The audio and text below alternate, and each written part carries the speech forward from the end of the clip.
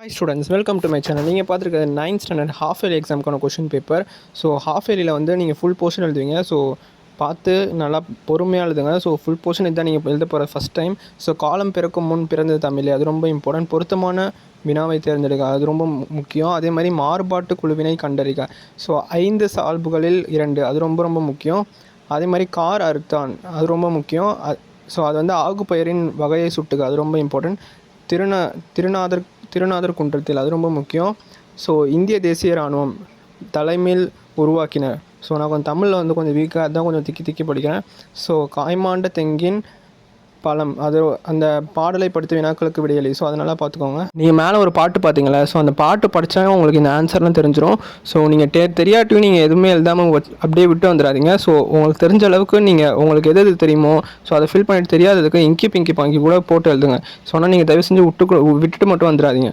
அதே மாதிரி நீங்கள் 2 மார்க் 4 எழுதுகிற மாதிரி இருக்கும். ஸோ 2 மார்க் 4 எழுதணுன்னா எது அட்டன் பண்ணால் பெஸ்ட்டுனா அந்த கூவல் ரொம்ப ரொம்ப இம்பார்ட்டன்ட். சாரதா கூட்டம், அது சாரதா சட்டம் ரொம்ப இம்பார்ட்டன்ட்.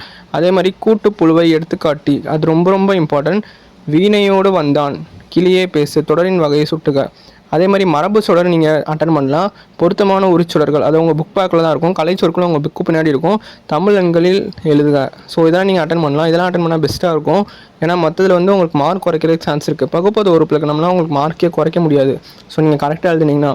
அதே மாதிரி அந்த 3 மார்க்கில் வந்து உங்களுக்கு 2 எழுதுகிற மாதிரி இருக்கும்.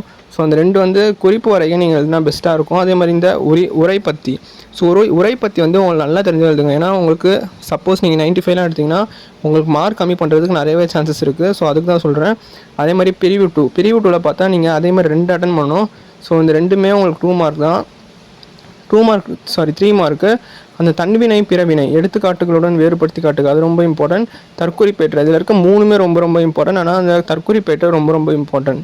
அதே மாதிரி உங்கள் பள்ளி நூலகத்திற்கு தமிழ், ஸோ அது திரும்பி கேட்டுட்ருக்காங்க. உங்கள் புக்கு பின்னாடி தான் இருக்கும். காட்சியை கண்டு கவினூர் எழுதுக. ஸோ உங்களுக்கு தெரிஞ்சு எழுதி வைங்க. மார்க் வருமோ இல்லையோ, ஸோ உங்களுக்கு தெரிஞ்சு எழுதி வைங்க. கண்டிப்பாக 2 மார்க் உங்களுக்கு போட்டு தான் ஆகணும். ஏன்னா அது உங்களுக்கு 10th கண்டினியூ ஆகும். விளம்பரத்தை செய்தித்தாள் செய்தியாக மாற்றி அமைக்க. ஸோ இந்த விளம்பரம் இருக்குல்ல, இந்த விளம்பரம் வந்து நீங்கள் ஒரு செய்தியாக அப்படி நியூஸ் மாதிரி எழுதணும். ஸோ அது அவ்வளோதான்.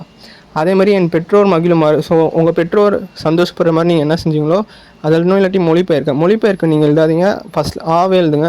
அதுதான் உங்களுக்கு ஈஸி. நீங்கள் வந்து என்ன பண்ணிங்கன்னா, ஸோ எங்கள் அம்மாவோட வேலையை நான் பகிர்ந்துக்கிட்டேன், ஸோ கடைக்கு போயிட்டு வந்தேன், அந்த மாதிரிலாம் நீங்கள் எழுதலாம். 8 மார்க் நீங்கள் 3 எழுதணும். ஸோ அப்படி 3 எழுதும் போது நீங்கள் எனது பயணம், ஸோ அந்த துணைப்பாடம் நல்லா படிச்சுக்கோங்க. அதே மாதிரி ஏறு தழுவுதல் ரொம்ப ரொம்ப இம்பார்ட்டன்ட். தண்ணீரும் முக்கியம். All the best.